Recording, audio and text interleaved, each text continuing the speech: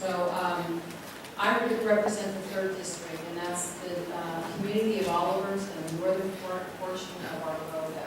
I've lived in this community almost all my life.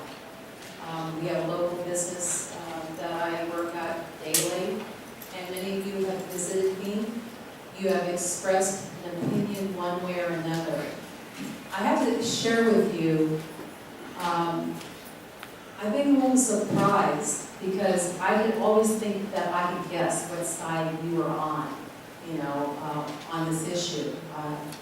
I've been surprised this time because of some of the folks that have come to me and said, where is this ordinance going? And I would think, oh, have you had problems too? And they're like, no, I use. And I'm talking about women or men that look like Lady Crocker and, that you would never imagine. And there's various reasons why. Some of it is because their Social Security doesn't go as far and they can't afford their medication.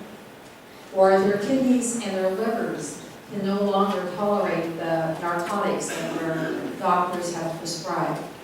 And so they look for alternatives. And they found that this works fine. So there really is a difference between medical marijuana and those with recreational uses. And so I have, just like anybody, compassion for those that have terminally ill relatives or themselves. I don't want to make terminally ill people villains. I don't think anybody does. But there has to be some reasonable middle ground where we can work off of. And I hate the idea of just abandoning what we all work so hard for, through this ordinance. It's not perfect, but it was a start.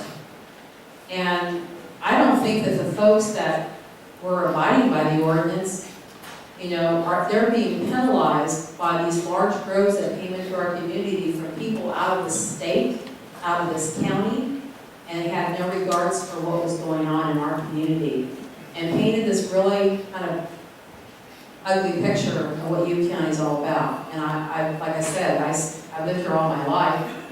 I've raised my children, and I want to be here till I leave this earth. So I think that trying to work through some of these issues is important. I think I've heard that from these board members. I think that some of the comments that we've heard, some of the complaints that we've heard from folks out here are legitimate. And so sometimes when we look at public policy, and I've been sitting on this board long enough to see this, not just on a local level, but on state and federal level, that when the pendulum swings one way and it doesn't go so well, all of a sudden the pendulum swings in the opposite direction. And you see not really what I would say some common ground and middle ground, but just the opposite. And so I'm more at looking at, having some opportunity to grow outside of an auxiliary or house. I personally, think about our first responders. I think about your families. I think about, the conditions of growing inside as not being one that is healthy. But I don't think that a 12 plant for every parcel in Yuba County is appropriate. We allow currently in the residential area 6 mature plants. And I think that that meets medical needs. I don't think that 99 plants on a 20-acre parcel in the foothills is appropriate either, because, I just think that's more of an economic grow than it is for medical marijuana. So I think that those are areas where we really need to look at and have some discussion and adjust, because I think that's where we have room to work on. I personally believe that registration, because I think there's a lot of people that want to do this right. They don't want to be looking over their shoulders. They don't want to be crossway with law enforcement, that they're willing to step up and say, I will register. I think that dollar amount needs to really be thoroughly thought out, because first of all, most people that have medical uses are not working. They have limitations in their bank account. And so, but I think what it does for me as a policy decision maker is it shows me who wants to be in compliance, so that we can just take them off the the checklist, and we really focus in on who is out of compliance and give them all of our love and attention.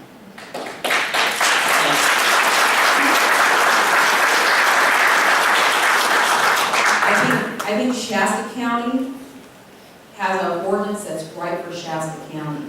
But I think that we have an opportunity and also an obligation to really view what's right for Yuba County.